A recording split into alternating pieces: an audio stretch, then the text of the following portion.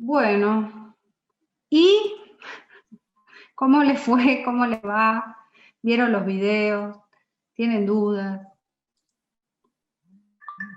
¿Qué dicen? Yo las dudas las voy anotando en un papel. Eh, Hasta ahora tengo pocas, Bien. pero bueno, las voy juntando mientras voy mirando los videos. Bueno, no sé, ¿querés que empecemos? Edu, ¿empezamos a atender dudas? ¿Se abre la Empezamos a tener dudas. ventanilla? Para que te muestro, antes de que me Ah, me olvide, queremos esperar, sí. Un minutito, ¿eh? mira, esos de ahí Sí, son embriones de Ontophagous. Esta la sí. parte de frente está acá, esta es dorsal, un embrión más temprano, y este es ventral. Y acá se ven del in situ para SIR y para deform. ¿Ves Ah, que qué están así linda se las dos ve. banditas? Re lindos. Sí, Esto les precioso. cuento a los demás. Iones de escarabajo. Y esto que se ve es una tinción, es un sistema de detección de ARNs mensajeros para un gen determinado. Es que usa en vez de usar moléculas de ARN mensajero rotuladas, lo que hace es usa pedacitos de ADN complementarios a ese ARN que están rotulados con fluorescencia. Entonces se hace, por ejemplo, es una tinción doble, son dos, que detecta dos genes Hox, uno que se llama sex-com-reduce y otro que se llama deformed, y que son los que se ven acá, uno en rojo y el otro en verde, y juntan, y se superponen, se ve. No sé si saben lo que son los genes Hox. Ya se van a enterar. Ya ven, ya ven cómo es Tron, así que se imaginarán que algo con los segmentos tiene que ver. Puede ser que Con sean genes genes determinados. que operan juntos, digamos, pero están por separado. O sea, no están Sí, son seguidos uno del otro. los genes Hox son factores de transcripción, se llaman Hox porque tienen una cosa que se llama homeobox, que es un dominio de la proteína que reconoce ADN, en una secuencia específica de ADN, son muy conocidos porque son un grupo de genes que están emparentados evolutivamente en sí, o sea, todos han derivado del único ancestro que se fue duplicando y especializando, y están todos ubicados en un mismo cromosoma y tienen un orden, ¿no? Hay primero que se llama labial, lo se llama proboscipedia, antenaplia, creo que después viene sex-com reduce, después otro que se llama deform, ultravitórax o abdominal A y abdominal B. Que esos nombres vienen a que fueron reconocidos al principio por distintas mutaciones, estos mutantes que aparecían en Drosophila, en moscas, que digamos, tipos en lo que generalmente algo pasaba con la identidad de los apéndices en los segmentos. Y cuando se les empezó a estudiar, fue esos genes durante el desarrollo embrionario, cuando se están definiendo, después de que se forman los segmentitos de la larva de la mosca, en el embrión, los que van a ser los segmentos de la larva y los segmentos después del adulto, se expresaban como en dominios solapados, así como bandas, a lo largo de la cantidad de segmentos. Y otra cosa que llamó mucho la atención es que se empezaban a expresar, o sea, primero se expresaban algunos y después se iban encendiendo otros, y tanto el orden en que se iban encendiendo esos genes, como el orden a lo largo del eje antero-posterior en que iban apareciendo expresados, coincidía exactamente con el orden en que están en el cromosoma, que era un fenómeno que se llamó colinealidad de expresión, que nadie estaba muy seguro de por qué. sea, no hay nada en particular que diga que eso tenía que ser así, pero por otro lado llamaba mucho la atención que era que 8 genes, 9 genes ubicados en el mismo orden, tengan ese mismo orden de expresión, tanto temporal como espacial, era por lo menos llamativo. Lo más llamativo apareció cuando un tiempo después de que los encontraron en las moscas, también los encontraron en ratones. Con la única diferencia, en vez de haber un solo clúster de genes, o sea, un solo grupito de esos genes Hox, había 4, coincidentes con el hecho de que en el linaje lleva a los mamíferos, y a los tetrápodos, hubo 2 tandas de duplicaciones completas del genoma, que por eso hay 4 clústeres en vez de uno solo. Y lo que más llamó la atención es que cuando miraron los patrones de expresión, lo que vieron es que la expresión en mamíferos no solo estaban en el mismo orden en el genoma, ya que se había conservado a lo largo de toda la historia evolutiva que separa moscas de ratones, sino que además también se expresaban de la misma manera en un orden antero-posterior y con una temporalidad que seguía ese orden en el cromosoma. Y ese descubrimiento fue una de los disparadores de lo que se llama el estudio de la evolución del desarrollo, que postula que toda la diversidad de seres vivos depende de cómo va evolucionando los procesos de desarrollo que llevan a la formación de los organismos. Ese dio un trabajito el año pasado en evolución, ¿no? Tu trabajo fue sobre eso. Sí, todo lo que contó Edu, así resumido, fue mi trabajo. Sí, y los genes Hox entonces son unos genes súper importantes, muy determinantes del desarrollo, y bueno, y todo eso que les contó Edu, en resumido, les contó como un capítulo de un libro de biología del desarrollo en 5 minutos. Así es. Bueno, y esos genes siguen siendo como el ejemplo del libro de un montón de cosas. Sí. Lo primero que la gente iba a buscar cuando miraba un grupo nuevo era ver cómo tenía genes Hox, estaban ordenados, dónde se expresaban, un montón de hipótesis acerca de la importancia de que con el orden del clúster. A medida que más estudió se encontró por un lado que sí, que están muy conservados, que están muchas veces ordenados, pero que también a veces están completamente desordenados, mezclados. Se postulaba que cuando se rompía la unión, digamos, la unidad de los genes Hox y dejaban de estar todos juntos, era cuando aparecía o desaparecía la segmentación, en grupos con simetrías nuevas y cosas por el estilo. Y en general, digamos, la conclusión general es que ninguno de esos modelos se cumple siempre. Todo tiene excepciones, hay grupos muy ordenaditos y segmentaditos con sus genes Hox hechos un desastre, hay grupos que tienen su clúster perfectamente conservado y su simetría es un desastre, no para ellos, para nosotros que nos gustaría verlos ordenados. Así que es un tema muy interesante. Y Sí, una de las cosas que... Perdón. Dale.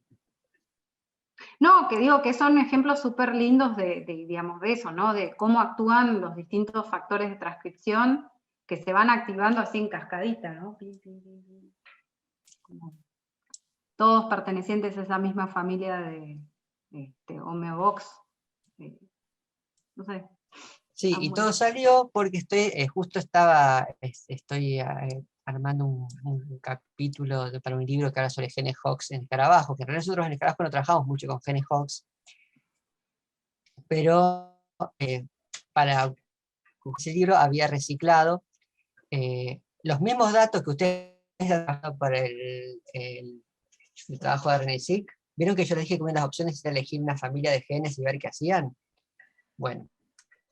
Aprovechando que tenemos datos de 3 tejidos que están organizados a lo largo del eje anteroposterior, que son la cabeza, el tórax y la genitalia, que está en la última parte del abdomen, lo que hice fue fijarme bien cuáles de los modelos de genes que tenemos son genes y cómo se están expresando.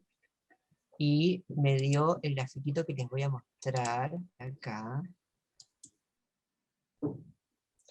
Acá lo que se ve es la expresión de cada uno de los genes Hox, están ordenados el gen el que está más arriba es el que está primero en el cromosoma, y el que está más abajo es el último, están ordenados. Y lo que se está graficando acá es los conteos normalizados, usando esa función que se llama plot counts, que está por ahí en la guía, de cada uno de esos a lo largo de estos 3 tejidos, que también está ordenado anterior, uno en el medio y uno posterior. Y lo que se ve es que los genes anteriores están expresados con mayor nivel en la cabeza, y a medida que vamos yendo para atrás en el cuerpo, baja el nivel de los genes más anteriores y se eleva la expresión de los genes posteriores. Entonces en el tórax, que es un tejido en el medio, que la expresión principal es de sex home reduced, que se llama CR y antenapidia, mientras que en el abdomen empieza a subir en la expresión de los genes posteriores, Hox posteriores, como son antenapidia, VX, que es ultravítórax, y los dos abdominales. Está precioso. Así, tipo, pin. Por eso yo tendría que ponerle el dibujito al lado y ya, tiki, cerrar. Ese era el comentario, digamos, comentario al pie con el que veníamos dando cuando llegaron. Bueno, ¿pudieron ver los videos? De la práctica, solo uno. Que había subido el primero que fue. El El de la inmunohistoquímica. El de la inmunohistoquímica. ¿Cuántos eran exactamente para hoy? ¿Los 3? En realidad ya había subido el de inmunohistoquímica, que es el más importante. Después subí el de monoclonales, y lo que hace es explicar, ese no es tan importante porque explica cómo se obtienen los anticuerpos monoclonales. Está bueno porque sirve para, digamos, vincular lo que es la teórica del sistema inmunitario con una aplicación de anticuerpos. O sea, la inmunohistoquímica en realidad tiene muy poco que ver en la defensa contra las enfermedades del cuerpo, y mucho que ver con la aplicación de una herramienta de sistemas biológicos y utilizada para otra cosa. En este caso, lo que hace es, se aprovecha la capacidad del sistema inmune de generar proteínas con una capacidad de enlace muy fuerte y muy específico a algún elemento particular, y se usa la capacidad de los sistemas vivientes de proliferar y de secretar, de los linfocitos, de secretar un montón de esa proteína particular que detecta ese antígeno particular, para generar una herramienta de detección molecular para detectar lo que uno quiera a nivel microscópico. Entonces eso enlaza un poco lo que es los principios del sistema inmune como sistema biológico y sus funciones, con una herramienta tecnológica, biotécnica, que a su vez se utiliza para estudiar sistemas biológicos. Así como el PCR sale de de reciclar un elemento biológico como era la Taq polimerasa, llevarlo a un desarrollo tecnológico que es el PCR en sí, y después aplicarlo nuevamente, ese desarrollo tecnológico, aprender más sistemáticos, los anticuerpos en general, o sea, la idea de usar como una herramienta de tinción y detección muy específica, funciona de la misma manera. El conocimiento de ciencia básica, lo transforma en un desarrollo tecnológico y lo devuelve para poder, digamos, usarlo en seguir ampliando ese conocimiento básico y las aplicaciones posteriores. Además, Un investigador argentino fue el que le dieron el premio Nobel a César Milstein por el estudio sobre anticuerpos monoclonales. En realidad él como estableció bastante de las técnicas que se usan para producirlos. Así que bueno, Milstein era argentino, bioquímico, se exilió, se fue a Inglaterra, y allí hizo muchos de estos desarrollos de los anticuerpos monoclonales, y bueno, por eso le dieron el premio Nobel. Pero era argentino. Hay algunas, nunca nada que ver es la respuesta absoluta, pero ahí mirando la pregunta es bastante. Pero en general, si bien hay tratamientos que usan anticuerpos monoclonales para hacer tratamiento de enfermedades, sobre todo enfermedades virales, no se usa tanto para hacer vacunas. Claro, las vacunas son más para, en realidad son desarrollos más policlonales, ¿no? Más de suero. O sea, acá por ejemplo, Sueros. de hecho, sí, sueritos. Que de hecho, bueno, los desarrollos, vieron que hay una vacuna que está bastante, también en estado avanzado contra el COVID, que el grupo está liderado por una investigadora que se llama Juliana Casataro, no sé si la escucharon nombrar. Es una bióloga, bioquímica, ella trabajaba en hospitales clínicas, bueno, ahora trabaja en la UNSAM, y bueno, ella viene toda su vida trabajando en desarrollo de vacunas, pero para equinos, para caballos. Y ellos pudieron, digamos, empezar a desarrollar rápidamente la vacuna contra el COVID, porque bueno, toda esa experiencia que uno va ganando, ¿no?, al desarrollar cosas parecidas. Lo mismo pasó con, digamos, te da como un plus de manejo de la técnica y de cosas que rápidamente puedes cambiar. Lo mismo pasó con Gamarnik y su grupo, que venía trabajando en virus de dengue, y lo mismo les pasó a la empresita esta que desarrolló el NeoKit, también para detección de COVID. Digamos, ellos desarrollaban productos para detectar chagas, también dengue y otras cosas. Entonces, bueno, nada, una vez que uno tiene el know-how de la técnica, por ahí cambiar de PITOPE, cambiar de alguna cosa mínima es fácil, ¿no? De todos modos, me parece que tendríamos que pensar, porque hay algo que me parece, perdón la digresión, pero digo, Cuba está haciendo vacunas, ¿no? Cuba lo tiene como un Plan Nacional de Desarrollo Tecnológico, el desarrollo de vacunas, ¿no? Y eso, la verdad que me parece que Argentina, teniendo todas las capacidades que tiene, y ahora, bueno, seguramente que por ahí espero que sea como, digamos, algo, como un objetivo nacional, nada, que es súper importante, ¿no? Como poder producir las vacunas y cosas para enfermedades que se dan acá también. No solo esta mundial, sino que esto, ¿no? Tratamientos contra dengue, chagas, cosas que son más endémicas de acá, de Argentina. Sí, cabe también aclarar que, bueno, no sé si vieron que es probablemente las vacunas es el ejemplo más explosivo y rápido de desarrollo de la historia de la ciencia, lo que ocurrió en estos últimos años, en este año, el año pasado y este. Y eso es porque ninguna vacuna de cero, porque casi todas las vacunas estaban desarrolladas en base a plataformas que ya se venían desarrollando, incluso había mucha investigación basada en los brotes anteriores de coronavirus que habían sucedido en los últimos años, Perdón. y que facilitaron mucho.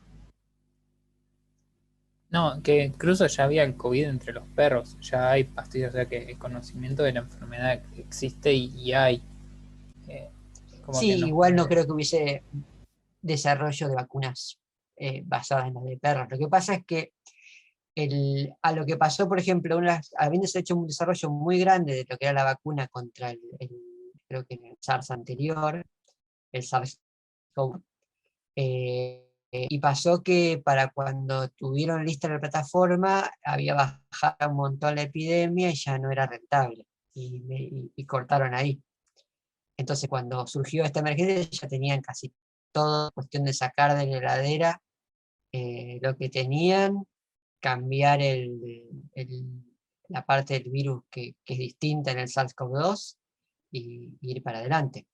Y lo que tiene además es que el desarrollo mismo está pensado como un desarrollo modular.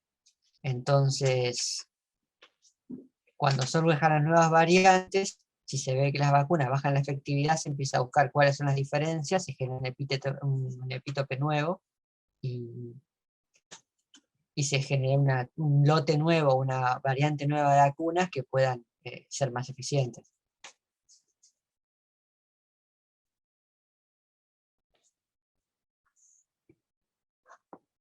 Bien.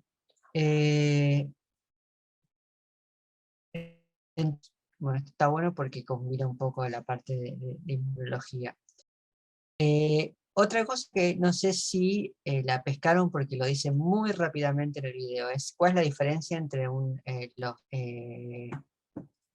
anticuerpos policlonales y los monoclonales. Signo de pregunta.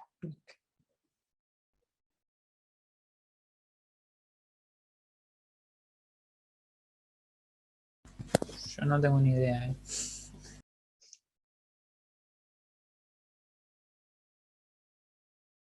¿Algune?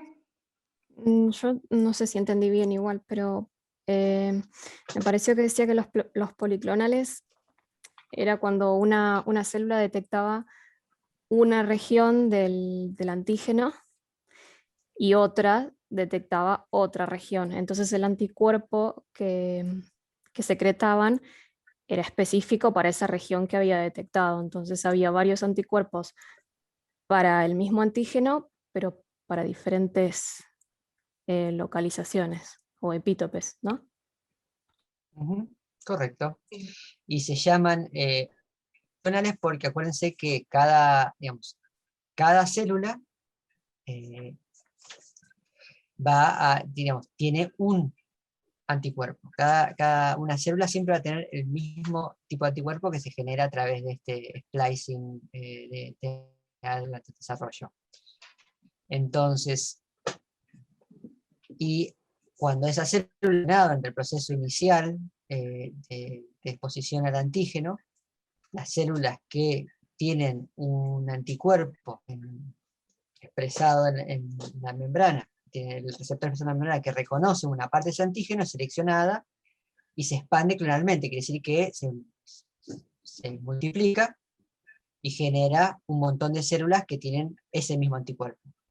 Como esto ocurre en un organismo que tiene probablemente múltiples células con receptores distintos que pueden reconocer en distintas partes, como dijiste, distintos epítopes de ese mismo antígeno, lo que se hace es lo que se llama una selección policlonal, porque hay múltiples clones estimulados a generar anticuerpos contra ese antígeno. Los Y eso tiene monoclonales, y ese es como Perdón. pasa en el cuerpo, o sea, eso es lo que sucede normalmente en el cuerpo. En la estrategia original para obtener anticuerpos contra un antígeno era, inyectabas el antígeno en un mamífero, le dabas tiempo a que se produzca ese fenómeno de reconocimiento y selección y expansión de los clones, y después extraías suero del mamífero y purificás todos aquellos anticuerpos que son, que reaccionan afines al antígeno, en parte del antígeno. Eso es lo que te genera, es una colección grande de anticuerpos capaces de unirse en distintas partes del antígeno, que está bueno eso, pero tiene la desventaja de que no tenés la garantía de que sean todos iguales. Y eso quiere decir que algunos de esos, además de ser afines a ese antígeno en particular, podrían ser afines a otro antígeno que tenga un epítope muy parecido. policlonales reconocen varias secciones del antígeno. O sea, imagínate que un antígeno Sí, porque puedo decir una cosita, eso tiene que ver cómo se procesa el antígeno. ¿Se acuerdan que los antígenos también se van procesando? O sea, uno dentro de la célula se van cortando pedacitos, ¿no? Y se van exponiendo esos pedacitos. Entonces, digamos, puede ser, no sé, pongamos, una bacteria que se fue encapsulada, o un virus que fue encapsulado, y eso se degrada en cachitos más chiquititos. Todos van a reconocer en términos generales esa bacteria, ese virus, o lo que sea, pero digamos, cada uno va a reconocer una partecita. Entonces acá también habían preguntado si ante una mutación en el virus no hace falta realizar una vacuna completamente nueva. No, depende depende si ese anticuerpo sigue reconociendo un cachito de ese epítope que no mutó, no hace falta, ¿sí? Ahora, si ese anticuerpo reconoce un epítope y ese epítope mutó, y ahí no lo va a reconocer. Exactamente. Entonces, a nivel digamos, en principio es más fácil hacer un anticuerpo policlonal, porque simplemente, en principio uno podría, una vez que tienes antígeno aislado, lo inyectás a un hospedador, y ese hospedador genera una respuesta inmune, y después aislás todos los anticuerpos que funcionan. El problema es que no te garantiza una especificidad al 100%, porque tenés una familia de anticuerpos, cada una saliendo de un clon distinto celular. Y el otro problema es que si vos haces ese procedimiento, traes anticuerpos, los usás para lo que sea que quieras usarlo, pero después se te acaba y tenés que volver a hacerlo. Y al volver a hacerlo, dependiendo si es exactamente el mismo individuo, mamífero, puedes tener resultados distintos. El otro problema que puedes tener es que cuando usás anticuerpos policlonales, a veces te puede pasar que tenés respuestas que no son tan específicas. Por ejemplo, puede pasar que vos desarrollás, por ejemplo, pasa mucho que yo desarrollo un anticuerpo específico contra una proteína de una especie, y si uso policlonales, hay mucha más chance de que algunos de esos anticuerpos reparten partes parecidas de otras proteínas de la especie, y deje de ser tan específico tu conjunto de cuerpos, si vos querés hacer, por ejemplo, tinciones para detectar esa molécula en particular y no otras cosas. Eso, cuando vos es un fenómeno en el cual lo que vos estás usando para detectar algo en particular también detecta algo distinto, se llama reactividad cruzada. Y es un problema muy importante, porque implica que vos no necesariamente podés decir que algo que se tiñe o que se marca con tus anticuerpos necesariamente es lo que vos esperás o pretendés que sea. ¿Sí? Y eso implica que tenés que hacer un montón de controles, verificar la especificidad del anticuerpo, o determinar si está haciendo reacción cruzada con otra cosa. Los anticuerpos monoclonales lo que hacen es evitarte eso, porque lo que hacen es, en vez de tomar anticuerpos derivados de un conjunto, digamos, de células que cada una formó su productor de anticuerpos, lo que hace es toma una única de todas esas clonas, toma una única célula que es reactiva al antígeno, la separa y la cultiva independientemente.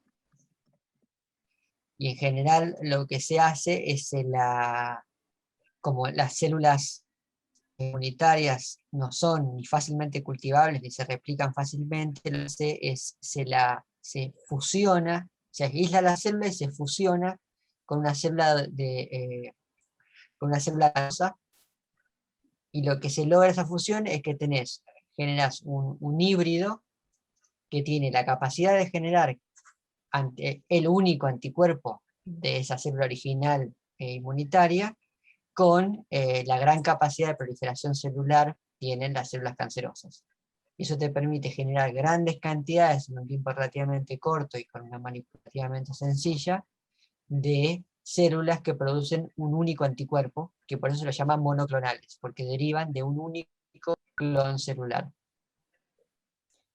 Que Profe, además yo- tiene la ventaja de que se mueren, ¿no? Entonces se te quedan ahí flotando los anticuerpos. Perdón, te interrumpí, Andrea. no, no importa, no importa. Era una duda con respecto a cómo hacen para individualizar justamente la célula monoclonal con el anticuerpo que uno quiere. Lo que Porque se en los hace videitos no es, decía. sí lo dice, lo que Sí, hacen lo que pasa es que lo dice muy rápidamente, lo que hacen es, primero seleccionan, no, o sea, hacen una primera selección, como hacen los policlonales, extraen y después hacen un proceso de dilución y que termina en una sola célula, ¿sí? O sea, claro, hacen una dilución de manera tal de que ellos plaquean un solo clon por huesito. Eso no era solamente para multiplicarlos una vez que ya tenías el monoclonal que querías. No, eso es No, justamente para separarlos, para que vos te quedes con un clon, vos a partir de ahí lo fusionas con el hibridoma, bueno, haces el Ah, hibridoma y eso empieza a producir. lo que ok, no puedes hacer, es, digamos, vos tenés, imagínate, el conjunto policlonal reactiva un antígeno, va a hacer un montón de células, todas cuales a su propia variante anticuerpo, ¿sí? Vos seleccionás todo el policlon, digamos, todo el conjunto de células vivas, y después usando la dilución, terminás con una de esas al azar. O sea, pues lo que no puedes hacer es, vos no puedes decir, bueno, salvo que uses pedacitos más chicos de antígenos que vos controles que va en cada lugar, uno que termina siendo, bueno, de las N clones distintos, todos reconocen el antígeno, me quedo con uno, a veces se hace más de uno, pero separados, pero el que toca, toca. Y no siempre todos los clones después funcionan de la misma manera. O sea, cuando uno hace el desarrollo de estas cosas, lo que intenta hacer es elegir varias células, cultivarlas separadamente, eso en paralelo, y después elegís aquel clon, bueno, aquel conjunto monoclonal que te da mejores resultados. Y la ventaja que tienen estos conjuntos monoclonales es que estas células, al ser células cancerosas, se pueden replicar. O sea, puedes tener se sostienen en el tiempo el cultivo indefinidamente. Entonces haces esto una vez, y si mantienes bien tus células, tenés tu capacidad de producción de ese mismo exacto anticuerpo, y Con ese igual te da sistemita, no sé si vieron eso, como cuando descongela, en el video empieza ella descongelando, saca un tubito del nitrógeno líquido, ¿no? Ahí está la célula, el hibridoma este congelado. Entonces después lo que ella hace es amplificar ese hibridoma.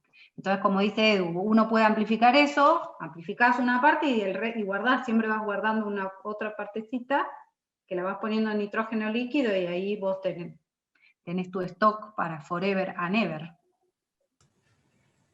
Dice que el video decía que... ¿Se escucha bien? Perdón. Sí, perfecto.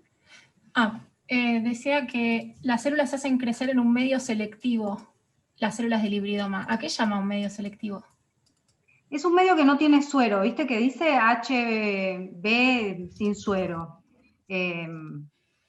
No sé exactamente por qué no se le pone suero, porque en general a las células en cultivo, bueno, a ver, tenés como dos tipos de células en cultivo. Esto de los linfocitos, estos hibridomas que también dicen que no se adhieren, ¿no? Que crecen en suspensión, y por eso usan esos flasks, esas cápsulas así que se llaman T75, y tiene que ver con el volumen, ¿no? T75 tiene 75 mililitros, no sé, los otros 225 mililitros. Y hay otras células que sí se adhieren que no se cultivan en esos frascos, sino en cajas de Petri, así de 10, que sí se adhieren y se le pone suero, para que justamente pues, le dé es el medio como que permite crecimiento. Yo no sé por qué, digamos, debe haber sido una prueba que andás a ver si la hizo Milstein o después como que fueron, viste, poniendo a punto o mejorando el protocolo para que crezcan. No sé por qué no le ponen suero, pero se refiere un poco a eso, a optimizar las condiciones de crecimiento de esos hibridomas. Sí, y ralentizar el crecimiento de cualquier otro.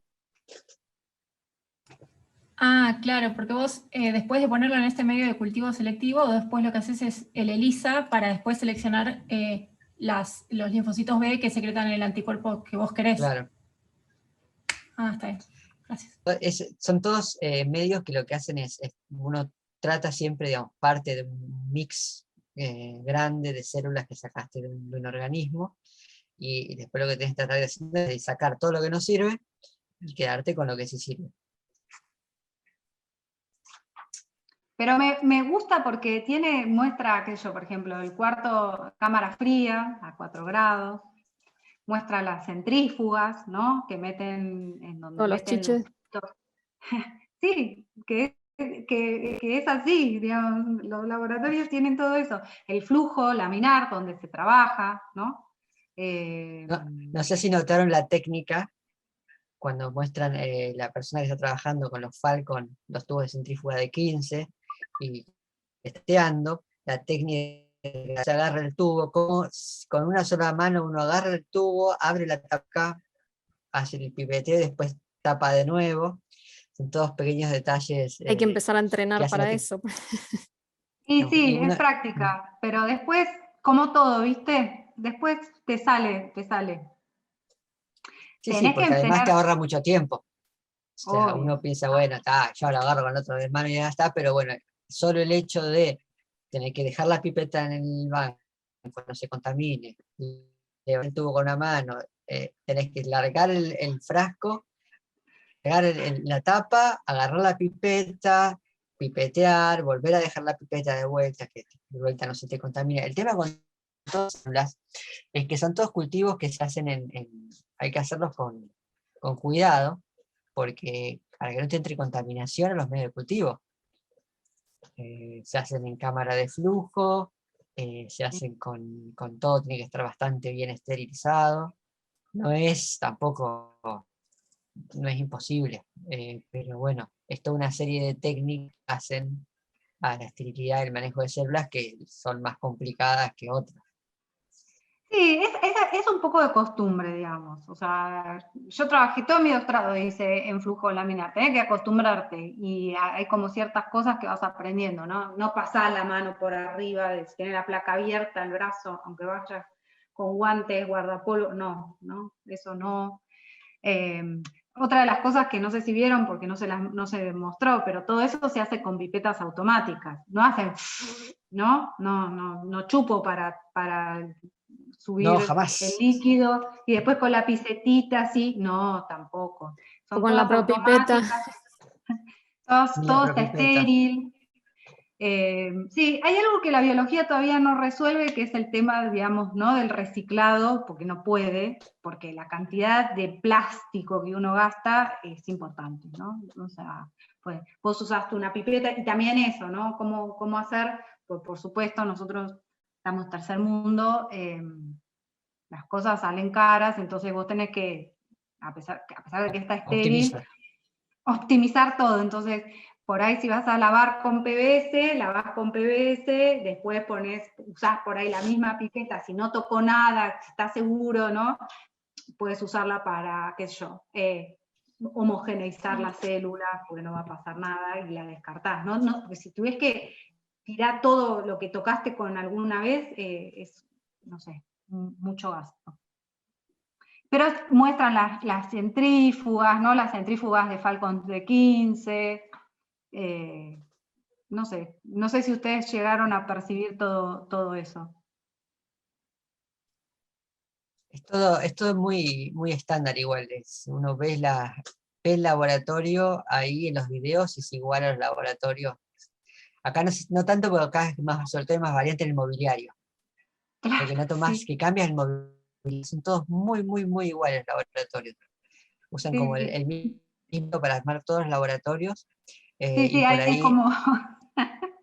y se ven aparte, hay como estilos de laboratorios, pues la gente en los laboratorios, o hay un técnico que estuvo siempre hay que hace todas las compras, o se van pasando la posta a los distintos miembros del laboratorio, a medida que van llegando y se van yendo. Y en general siempre se pide casi todo siempre lo mismo y las mismas marcas, con lo cual tenés laboratorios de frascos de rosca, y tenés laboratorios de frasco de rosca naranja, y cuando te llegás a un laboratorio que tiene el frasco de otro color, los tubos de otro color, te sentís como medio, ¿qué ha pasado aquí? Claro. No, Las no, marcas de las pipetas, hay una cosa muy conservadora en el laboratorio que tiene que ver con eso, ¿no? Que cuando uno llega siempre te enseñan, o sea, uno no se supone que uno llega, por eso que nosotros decimos que el tema este de la virtualidad de esta materia no es grave, porque siempre que uno es laboratorio igual te tienen que enseñar todo. Y es cierto que una vez que uno aprende algo, uno lo enseñaron, y cuando te llega el próximo nuevo, vos le enseñás a esa persona, con lo cual los laboratorios tienen muchos hábitos y costumbres y protocolos que nadie sabe para qué sirven, por qué están ahí y qué pasa si se los saca, pero que todo el mundo dice, no, a mí me lo enseñaron así, yo lo hago así y así te lo enseño. Y si no, te sí. sale mal porque dijiste algo diferente, Sí, no, más vale. Si una cosa te sale, se repite así como te sale. No, no, nada de innovar. así Bueno, que bueno, eso es... ahí está la diferencia entre policlonales y monoclonales, ¿se entiende?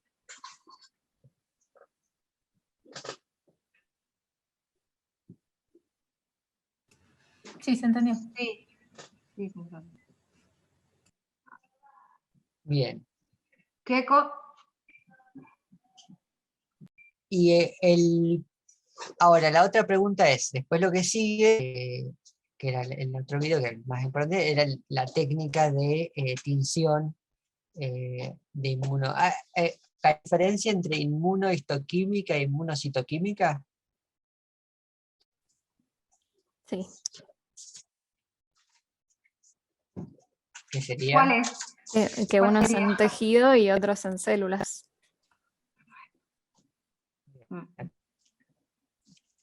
Vos caso lo que se dice cuando uno dice, ¿qué le hiciste un inmuno. Y después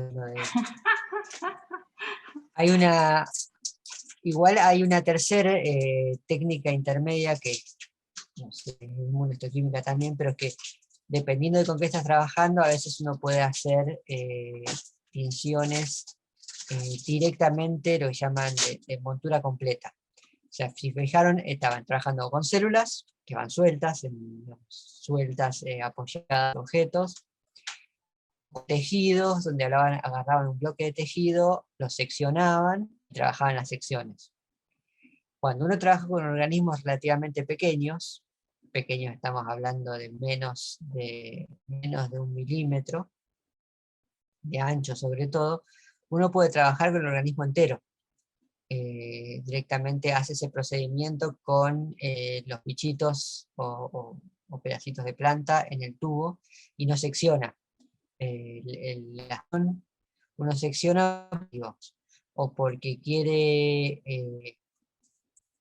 porque el organismo es muy opaco y entonces necesitas hacer secciones, porque si vos teñís el interior del organismo después no lo podrías ver al microscopio, hacer pasar la luz a través, o porque el organismo es muy grande y entonces no solo eso suele ir junto con lo opaco, que no le pasa a través del microscopio, sino que además cuando es muy grueso, muy, muy grande, todos estos protocolos que se basan, uno incuba cosas en las soluciones que tienen los anticuerpos y los lavados y todo eso, eso básicamente lo que hace es que por difusión los cuerpos o otros reactivos que están en la solución de incubación vayan penetrando y llegando hasta las células objetivo donde está lo que se supone que van a detectar. No sé si recuerdan, pero el proceso de difusión es bastante limitado cuando es normal. Entonces, cuando ya tiene unos milímetros de tejido, sobre todo en tejidos más densos, lo único que se logra es una tinción de la parte externa, nunca se llega al interior. Entonces, en esos casos, uno tiene que usar secciones. Pero cuando el organismo es suficientemente pequeño para que por difusión solamente pueda alcanzar todos los tejidos directamente por incubación del animal completo, se puede usar este tercer mecanismo, que técnicamente sería también inmunohistoquímico, porque el organismo está hecho de tejidos.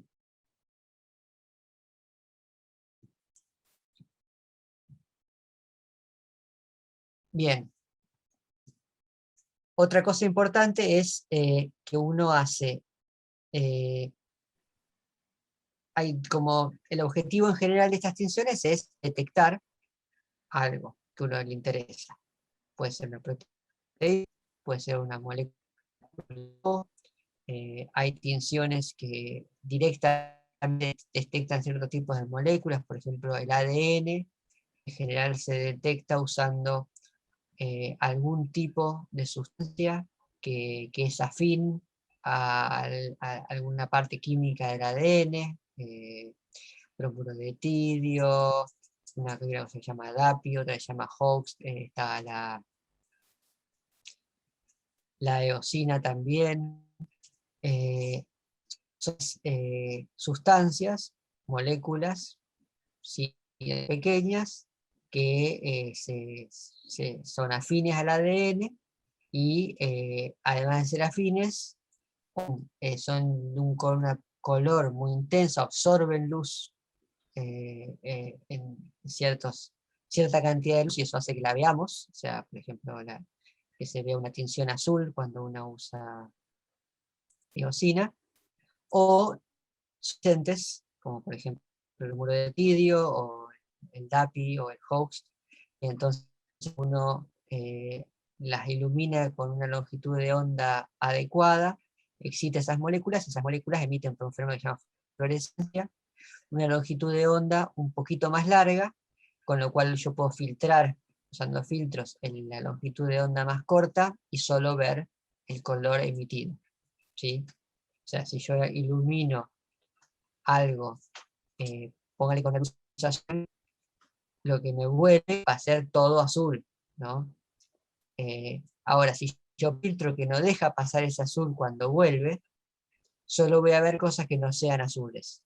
Entonces, si yo tengo un marcador, cuando lo ilumino con azul, fluorece una longitud de onda más larga, que es, por ejemplo, verde, yo ilumino con luz azul, pongo el filtro de azul, antes de que llegue, digamos, antes de que llegue a mi ojo, y lo único que voy a ver es aquello que no es azul, la luz verde, que solo se emite donde está esa molécula fluorescente.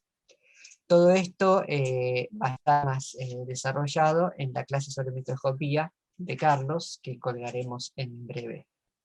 Y que tienen que ver. Y que tienen que ver.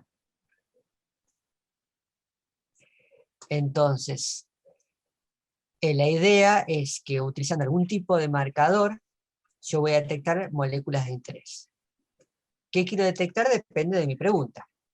Y a veces la pregunta te lleva a querer detectar algo que te sirva como guía de la estructura celular, por ejemplo, ver las células y la forma de las células y cómo están dispuestas.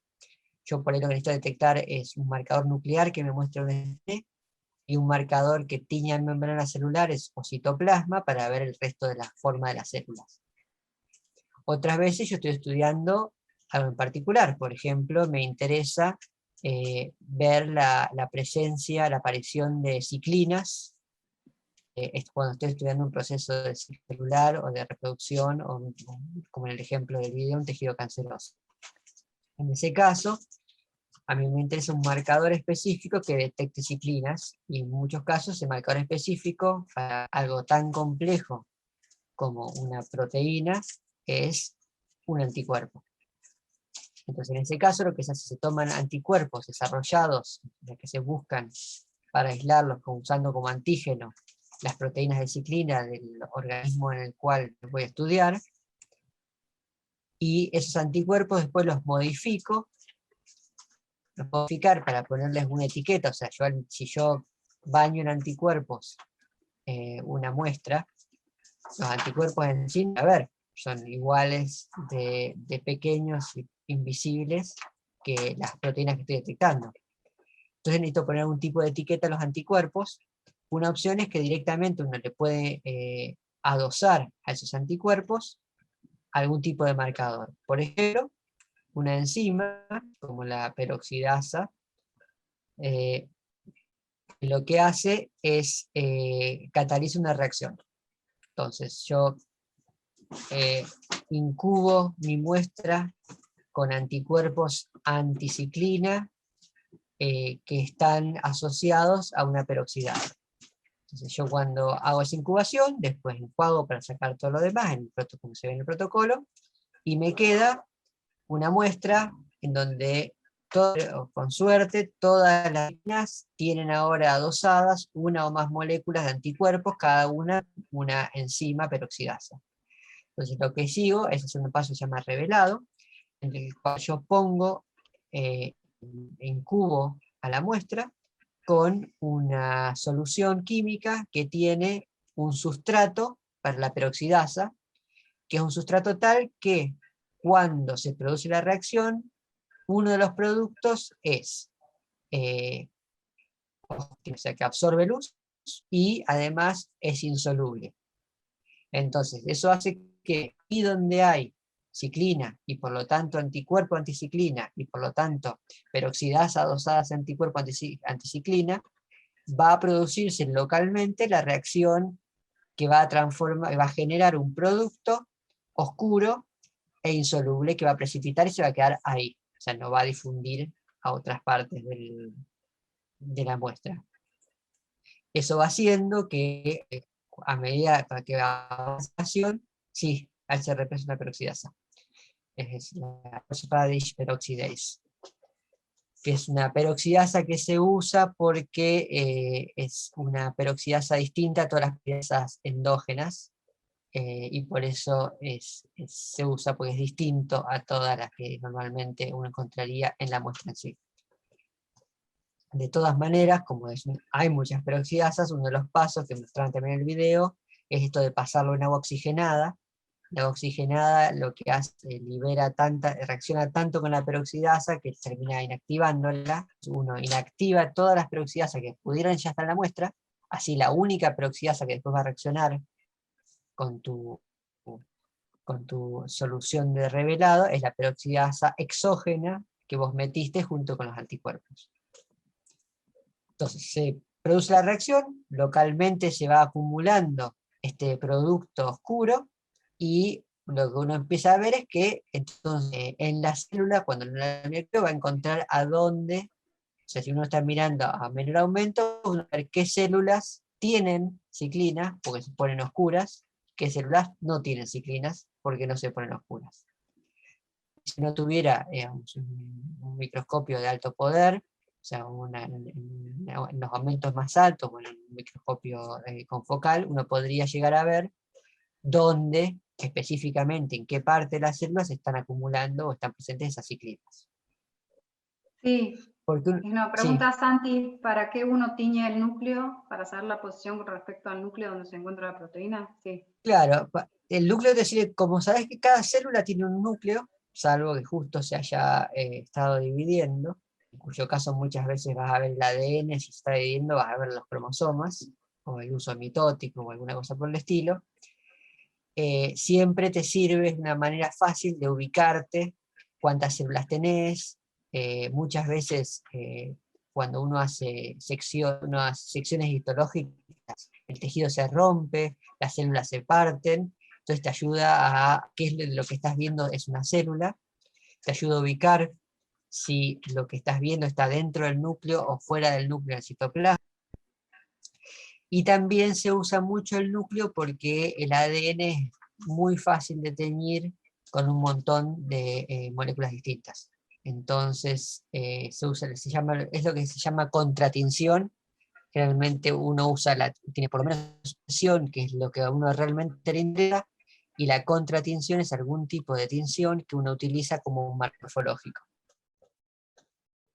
Y también te sirve como control de que tu aparato anda bien, o sea, si no te anduvo la tinción con la tinta nuclear es porque algo hiciste muy mal.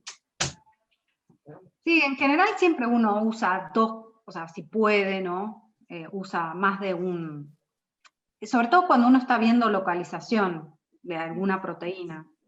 Pues, querés ver tu proteína de interés y la referís a alguna otra, o conocida de la organela subcelular que vos querés ver. Por ejemplo, no sé, vos estás estudiando una proteína del retículo endoplasmático. Bueno, y estás probando un anticuerpo nuevo. Bueno, usás tu anticuerpo y usás algo que ya se sepa, que se expresa ahí, que se localiza ahí, ¿no? Como para tener siempre como un control positivo de que tu anticuerpo te está funcionando y que te estaba localizando la organela que vos querés.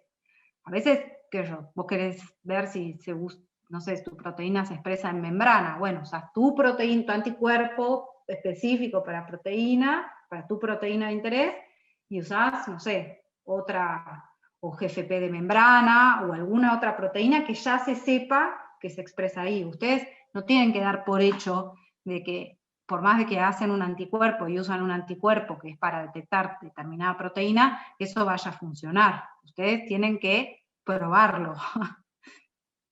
No se crean lo que les dicen. Siempre tienen que probarlo, ustedes, con sus manitos.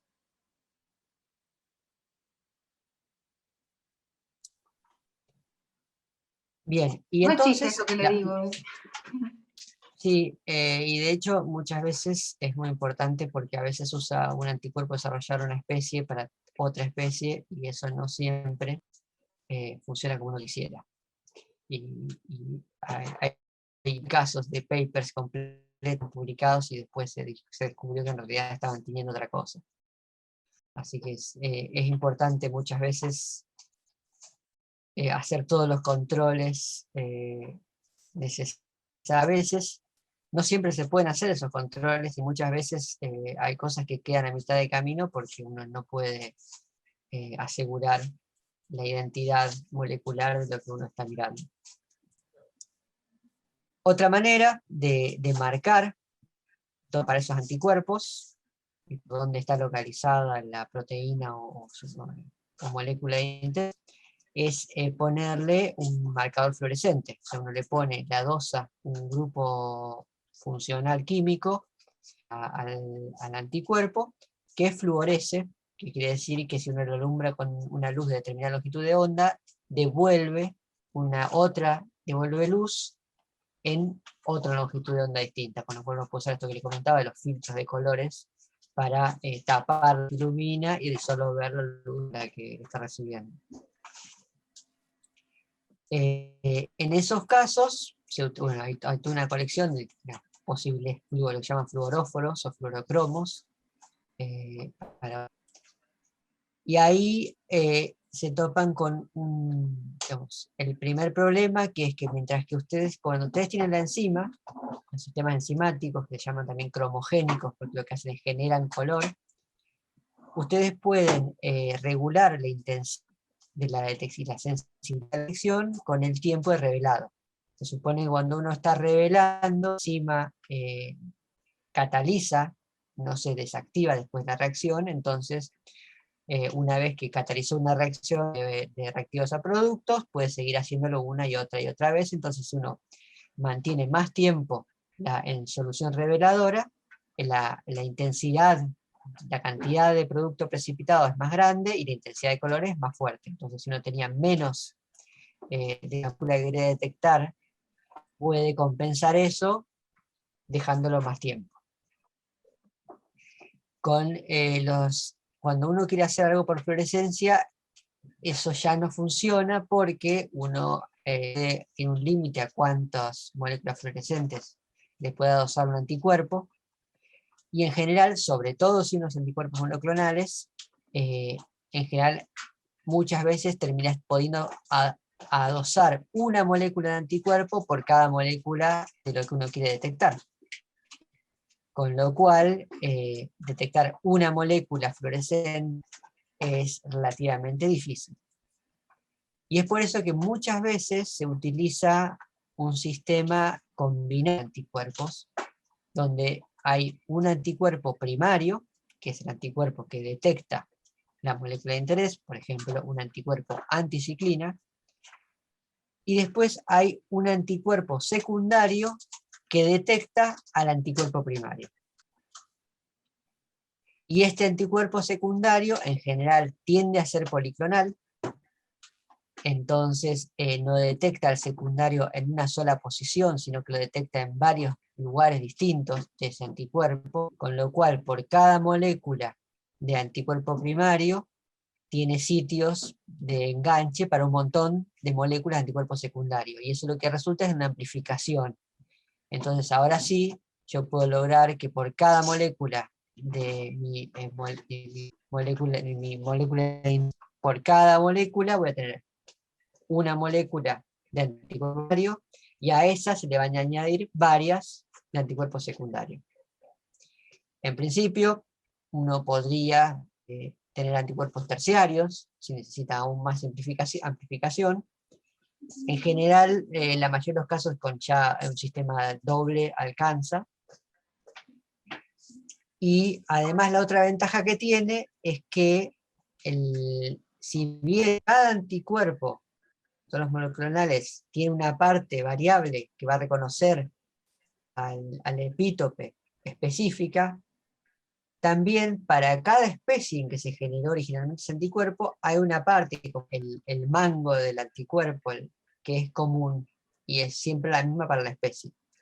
O sea que si yo, por ejemplo, genero anticuerpos en ratón, yo puedo usar un ratón para generar anticuerpos contra ciclina, contra tubulina, contra la catenina, contra lo que sea. ¿Sí? Cada anticuerpo va a ser distinto en su parte variable, que es la parte que reconoce al epítope, pero va a ser igual en la parte común del anticuerpo. Con lo cual, yo puedo tener un único secundario que reconozca esa parte común del anticuerpo de ratón para primarios contra cualquier molécula, siempre y cuando sea hecho en ratón. Pero esto exige que tengan ojo cuando haces dobles inmunos, ¿no? Porque, digamos... Porque, ¿qué pasa? Si vos usás, ponele que vos querés detectar a la vez dos moléculas. Digamos que queremos detectar tubulina y ciclina, para ver si hay una coexpresión. Si vos tenés tubulina y si vos tenés estos anticuerpos que los hacés los dos en ratón, ¿qué pasa? Pasa que después, si querés usar un secundario contra ratón, ese secundario contra ratón va a ser tanto los de ciclina de tubulina, y no los vas a poder diferenciar. ¿Qué se hace entonces? Se combina que si vos vas a usar un anticuerpo contra tubulina hecho en ratón, tu anticuerpo contra ciclina tiene que estar en otra especie. Por ejemplo, en conejo. Y entonces, y tus secundarios, vas a necesitar un secundario que te reconozca anticuerpos de ratón, y un secundario que te reconozca anticuerpos de conejo. Y que sean de distinto color. Y que sean de distinto color, si no estás en la misma, porque gastaste más plata. O sea que antes de pedir anticuerpos para ser inmunos, hay que pensar qué se quiere ver y cuáles serían las combinaciones, todas las combinaciones posibles, ¿no? Sí. Ahora siempre hay La un montón de ventaja, secundarios que se venden, que son, no sé, rojos, anti-conejo, anti-mouse, yo qué sé, anti varias cosas. Hay que ver qué es lo que uno va a estar mirando, en qué están hechos en general en los primarios, y comprarse una batería distinta de secundarios en distintos colores. claro, Todo la esto es ventaja muy bonito. es que lo que vos después podés, una vez que tenés tus combinaciones de secundarios, después ya eso lo puedes ir combinando como más te sirve, porque es importante que los espectros de emisión de estas moléculas fluorescentes sean distintos. Y cuanto más distintos, mejor. Uno a veces quiere hacer más, puede hacer dos o triples o cuádruples, pero a medida que vas agregando colores, si bien técnicamente es posible porque hay especies distintas en las que se pueden hacer anticuerpos primarios y secundarios, a medida que vas apilando colores, cada vez se te junta el espectro y se te empiezan a superponer. Entonces, esperen, que les voy a mostrar una inmuno, así ven cómo se ve, Edu. vaya nomás. Estos son, para que vean, son 3 colores. No importa qué son, bueno, os les cuento ahora, esto es de una inmunohistoquímica de cerebro de mosca. Un videíto en realidad.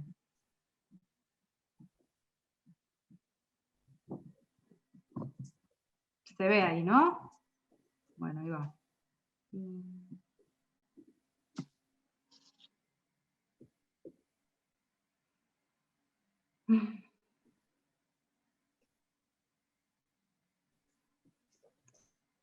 Okay. Desde ya pueden ver que hay varios colores. Sí. Ahí. Esas que están ahí son unas neuronitas que se llaman PDF, que secretan este pigmento, neuropéptido, perdón. Y si ven, a ver si puedo parar. A ver, no, se me fue.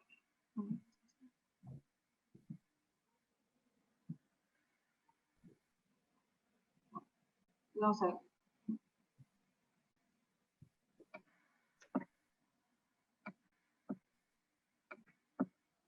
Fíjense que hay 3 colores distintos. Sí. Sí. Uno que es un cian, un azul cian, hay un verde y hay rojo. ¿Eso quiere decir que los hospedadores fueron 3 animales diferentes? Eso quiere decir que fueron, en este caso, ¿esto Sí. es una inmuno? Sí, esto es un inmuno. Sí, son tres anticuerpos hechos en distintas especies. Sí.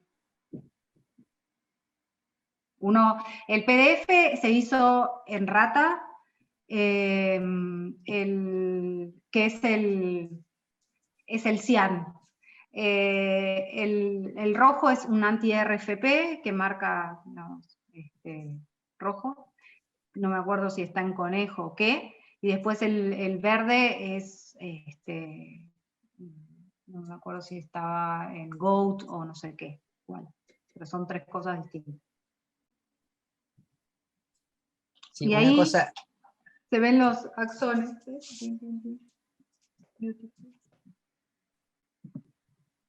Una cosa importante es que la fluorescencia es una herramienta que se utiliza mucho tanto en cosas en vivo como tinciones. O sea, obviamente se imaginan que todas estas tinciones, no sé si estuvieron viendo la cantidad de químicos que se utilizan, pero nada está vivo, más allá del primer paso, que el primer paso es fijarle y asegurarse que nada quede vivo. Que cuando uno fija con esta fijación con PFA, paraformaldehído. Con paraformaldehído. También se puede utilizar fluorescencia, no inmunofluorescencia, sino fluorescencia, cuando uno, por ejemplo, hace una proteína de fusión o un transgen en el cual incorpora algún tipo de proteína que es fluorescente, ¿sí? Como el GFP, el RFP y toda una colección de algo FP, que es de algún color fluorescent protein, que la ventaja que tienen es que son proteínas que uno en realidad puede insertar un transgen, o sea, puede insertar el código para esas proteínas, y el cuerpo pues se encarga solito de, si está todo bien hecho, de expresar esa proteína en el lugar donde corresponde y que uno pueda visualizarla por la presencia de esta fluorescencia. Uno dirá, bueno, entonces uno agarra la proteína, le haces el transgen, después lo fijas y lo miras en el microscopio. Pero el problema es que generalmente cuando uno fija, haciendo vinculación cruzada, como hace el paraformaldehído de las proteínas, las propiedades electroquímicas, digamos, electrónicas, que hacen que las proteínas sean fluorescentes desaparecen, porque justamente la fluorescencia depende muchas veces de la presencia de grupos químicos que son capaces de ganar con energía, con cierto movimiento. Si unes en paraformaldehído esa proteína, se van a generar un montón de lazos cruzados de aminoácidos que van a fijar todo tipo de habilidades, con lo cual no va a haber resonancia y no va a haber fluorescencia. Pero lo que sí se puede hacer es generar anticuerpos contra esas proteínas fijadas, específicas. Y como RFP, las proteínas fluorescentes en general no se encuentran en la mayoría de los seres vivos, eso es tan específico como detectar una molécula particular. Hay anticuerpos anti-GFP o anti-RFP que se pueden utilizar para volver a ver, después de fijados, dónde está ese GFP y dónde está ese RFP.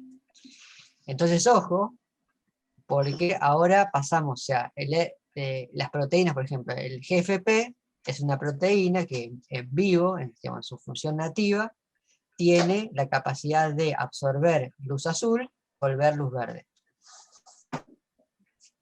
Cuando la fijamos, esa capacidad, si yo ilumino con luz azul una GFP fijada, no está más.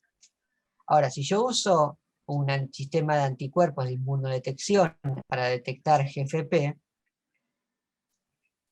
el fluorocromo que voy a usar en ese sistema no tiene por qué tener nada que ver con la GFP. Yo puedo utilizar tranquilamente una proteína o un fluorocromo que cuando le brillo rojo me devuelve infrarrojo y cuando le brillo verde me devuelve rojo. No tiene por qué ser GFP. Y eso, fíjense, es importante porque uno lee GFP o lee RFP y asume ciertas características espectrales, y en realidad si eso es un inmuno contra eso, no importa, lo que importa es cómo diseñaste el inmuno y con qué fluorocromo estás usando.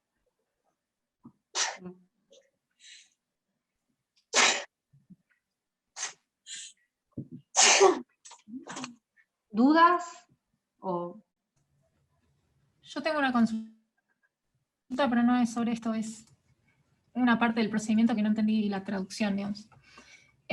Durante la tinción, cuando le pone el sustrato de la enzima, que se llama DAB, no sé qué significa, dice desarrolle los portaobjetos, que lo decía en inglés. Sí, así, revele. Develop the sites. sí? Eso iba a preguntar, ¿eso sería el revelado? Ok, Eso es Sí. el revelado. gracias. Y el DAB es el sustrato, que es un químico, que no me acuerdo cómo se llama, es un... Diaminobencidina. Eso, diamino... Bencidina. bencidina. Y eso que es, revele los slides, o sea, revele los cubres, es porque vos tenés que, digamos, eso, si te pasás te va a quedar todo negro. Medio, ahí también hay como una puestita a punto. Porque si lo dejás mucho tiempo con el sustrato, al final, digamos, se te va a teñir todo, no vas a poder ver nada en particular. Entonces, hay tiempos y puestas a punto, ¿no? Después tenés que lavar rápido para sacar todo el excedente del sustrato. Así es. Sí, la elección depende mucho de lo que uno necesita ver, todas estas tinciones, hay un ideal y hay un real, una expectativa y una realidad.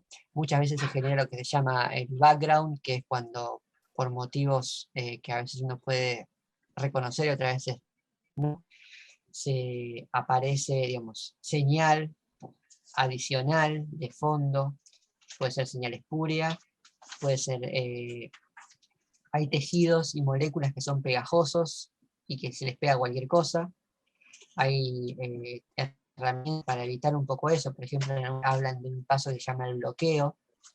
El bloqueo, justamente lo que trata de hacer es de cubrir, básicamente recubrir con algo que después no va a ser detectable, todos aquellos elementos de la muestra que son pegajosos naturalmente. O sea, si yo ponganle que tengo una muestra con un montón de algún tipo de mucílago o de glucoproteína que es pegajosa, el moco molecular. Si yo directamente les pongo mi anticuerpo primario por un lado se va a unir por afinidad con el antígeno que quiero detectar, pero también un montón de esas moléculas van a quedar pegadas por todos lados al moco molecular. Entonces, si eso sucede, yo no voy a tener una tensión específica, voy a tener señal donde está lo que quiero ver, y además un montón de señal por todos lados donde no hay lo que yo quiero ver, y no va a ser muy fácil de distinguir. O sea, en el mejor de los casos, donde estoy detectando específicamente tener una señal más fuerte y después el background más suave, en el peor de los casos va a ser indistinguible. Entonces, una manera de solucionar eso, que es similar a lo que se hacía en el protocolo de Western Blot, por ejemplo, es hacer un bloqueo. En el bloqueo lo que uno hace es pone algún tipo de molécula que la pone en mucha abundancia para que esa molécula se pegue, y eso lo pone antes de poner el anticuerpo primario, para que esa molécula se pegue en cualquier lugar que se pegan inespecíficamente. O sea que yo básicamente es recubrir el moco molecular con otra proteína de interés, pero que va a evitar que queden superficies pegajosas disponibles. Exactamente como lo que haces con la leche. Es el mismo principio, solo que en general en las inmunos se utilizan otro tipo de proteínas. Se puede usar suero de caballo, suero de cualquier cosa. De cabra. Se utiliza algún tipo de suero que tiene un montón de proteínas, suero, que entonces se recubren todo lo que es pegajoso, y dejan, entonces cuando vos pones el primario, ya no va a haber superficie donde algo pegajoso le va a quedar disponible para pegar el anticuerpo, y el anticuerpo se va a pegar solo al antígeno. Y después puedes tener otros problemitas, tipo, vieron que hablaba sobre el tritón o el detergente, ¿no? Que es el permeabilizante. Esto es lo que deja que entre el anticuerpo en los tejidos.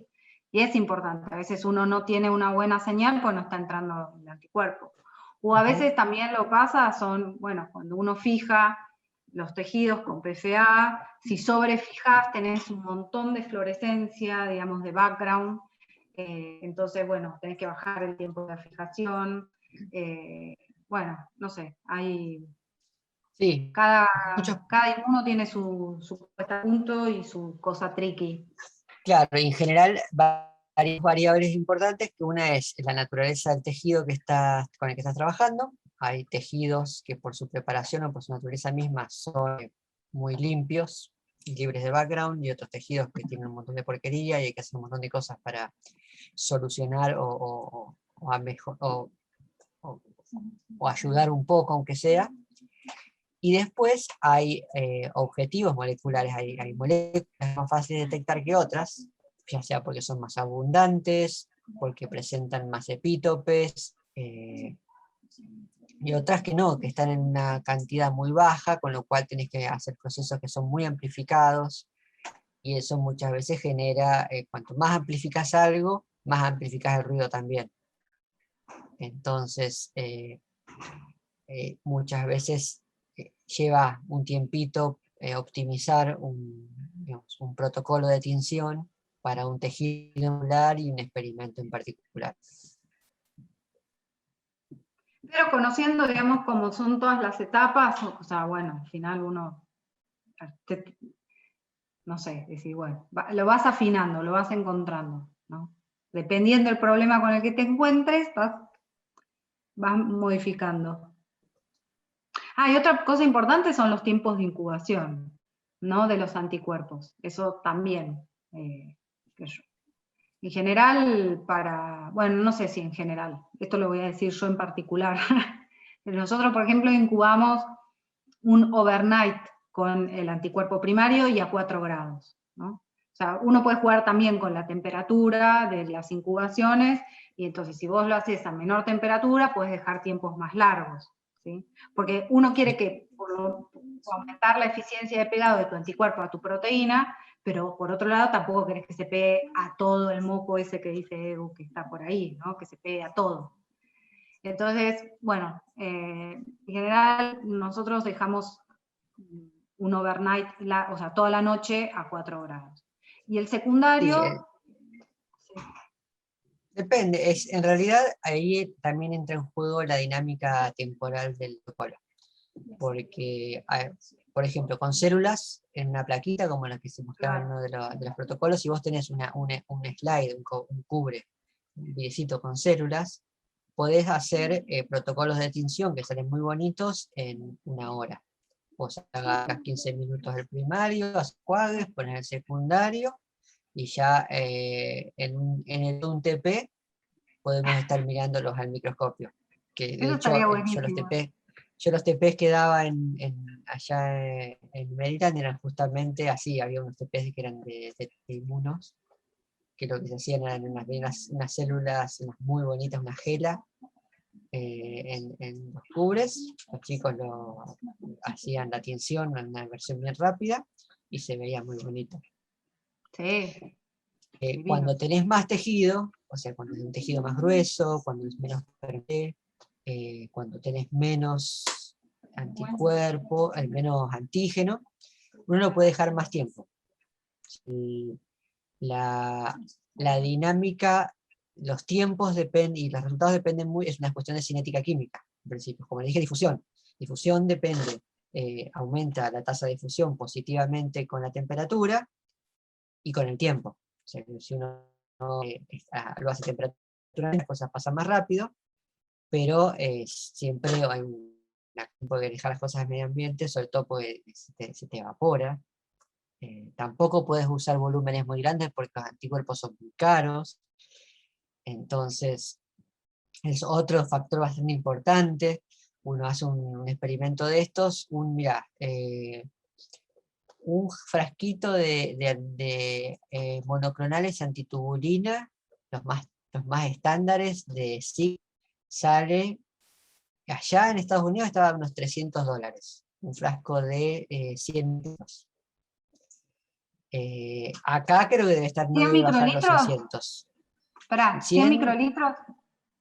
No, 100 o 50 o 20, poquito. No me acuerdo bien de cuánto vienen, pero vienen de a poquito. Allá 300 y acá ¿cuánto? Si allá estaba 300, acá debe estar 600, fácil. Por abajo de las patas. Entonces, y eso se diluye, se puede diluir entre 1 en 100 y para hacer tu solución de incubación. Y a su vez usás, dependiendo de en qué estés viendo, cuánto tenés que usar. En el protocolo usaban 100 microlitros. O sea que si usaste una dilución de 1 en 100, de 100 microlitros, que si usaste 1 microlitro. Ponele que tenías 300 microlitros, cada muestra te cuesta. Hay algunos dos se pueden reciclar los primarios para unas cuantas veces. A veces las diluciones funcionan, una dilución mucho más baja también funciona. En general muchas veces se utiliza un exceso muy grande de lo que es necesario, pues súper específicos. Pero bueno, son todas consideraciones que hacen al costo. Hay anticuerpos más baratos, otros más caros.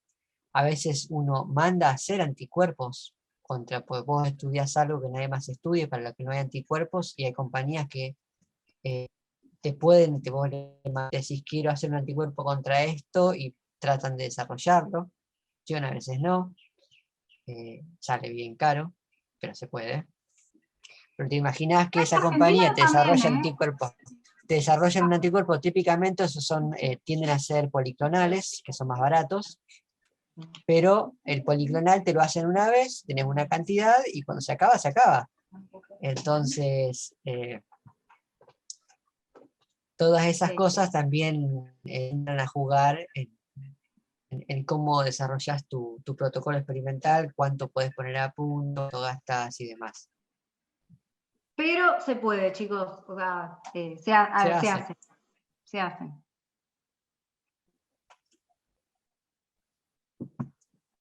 Y a veces hay opciones más baratas. Por ejemplo, hay un recurso en creo que está en la universidad. ¿Dónde estaba?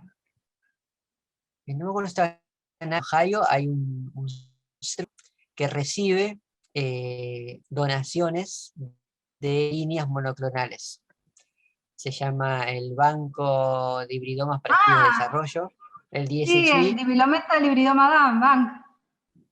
Bueno, que ellos lo que hacen es, ellos reciben, o sea, muchas veces hay grupos de investigación que desarrollan una línea monoclonal para un objetivo determinado. Es caro, pero se hace, y cuando tiene sentido no está fuera de las posibilidades de muchos proyectos.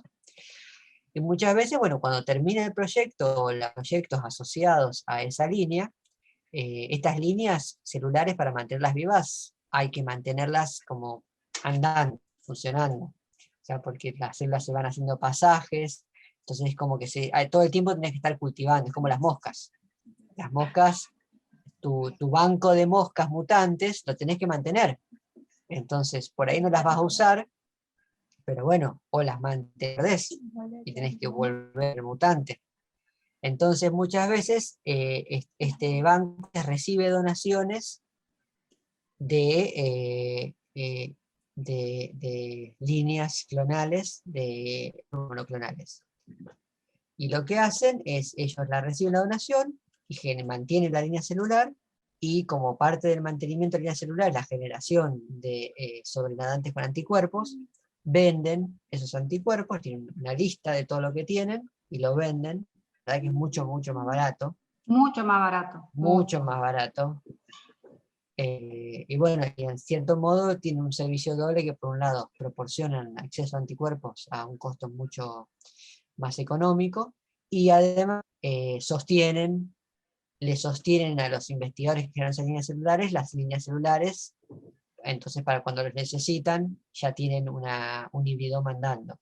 Entonces, vos donas tu línea y ya sabés que si en 10 años querés retomar el tema, va a estar el hibridoma funcionando perfectamente, y ni siquiera tenés que hacer todo de nuevo, porque podés comprar células, por lo cual no vale la pena rehacer tu cultivo celular. Con las moscas pasa lo mismo, y con los nematodos que se usan también en investigación se hace lo mismo. Hay recursos, hay laboratorios que funcionan como bancos, que sostienen inmensas cantidades de líneas mutantes con ciertas características, y que uno puede ir y pedir a esos bancos comprar ejemplares para su propia investigación. Entonces, en Drosophila, es una de las que tiene los bancos más antiguos, que también está en Indiana, uno puede decir, bueno, quiero estar en tal molécula, en Drosophila. Entonces ya directamente podés ir a mirar al catálogo, ver qué moscas tienen mutaciones asociadas a los genes de interés, o que te puedan servir, los mandás a pedir y te las mandan por correo. Tal cual. Y tenés un mutante. Y Bueno. tenés tu mutante. ¿Qué dicen, chicos? Están ahí muy callados, no se ve nada. ¿Están ahí? Sí. Sí, sí. Bien. Yo tenía alguna duda, la parte de la atención. Al principio hablan de que dejan las células incubando para que estén confluentes. ¿Es un análogo a cuando hablábamos de bacterias competentes al principio? No, Ah, no. ok. Confluentes es que crezcan lo suficiente como, o sea, que estén una al ladito de la otra, ¿viste? Pues son células que se van dividiendo. Ok, ¿Vos? y decían que tenía que estar hasta un 80%. ¿Cómo te das Sí. cuenta Bien. mirando que Mirá, está en un 80%? así, Lo mirá, pones y así. Agarrás la placa, la mirás abajo del microscopio y te das cuenta si le queda un poco más de espacio para crecer o no. Cuando La la placa definición, está... Sí. en realidad la confluencia se utiliza para células adherentes, digamos, se desarrolló para células adherentes, y la idea es que si vos las cultivás en una superficie, muchas de las placas de cultivo se trabajan con lo que llaman microscopios invertidos, que es un microscopio que en vez de que el objetivo está arriba, el objetivo está abajo. Entonces uno apoya esas placas, esas botellitas son así como son, entre otras cosas, porque directamente las podés poner en el microscopio y mirar por abajo, y en el campo de visión vos podés contar o apagar hacia ojo qué porcentaje de tu campo de visión está cubierto por células, ¿sí? Entonces se dice que el cultivo es potente al 100% cuando todo tu campo está cubierta de células. Entonces, 80% de confluentes, que aproximadamente un 80% del campo está cubierto por células. Como la densidad celular, y al igual que con los cultivos de bacterias, a cuanto más células hay, o como más turbio se vuelve el medio, la gente que ya tiene mucha cancha en eso, lo mira a ojo y ya sabe cuando está listo. Es como cuando vos empezás que medís todo con el frasquito, las cantidades, con el termómetro preparas la gelatina, con el cronómetro te fijas cuánto tiempo tiene que estar en la heladera y a qué temperatura está en la heladera, y cuando hiciste 100 veces gelatina ya lo haces todo a ojo, más o menos, pues ya tenés todo calado.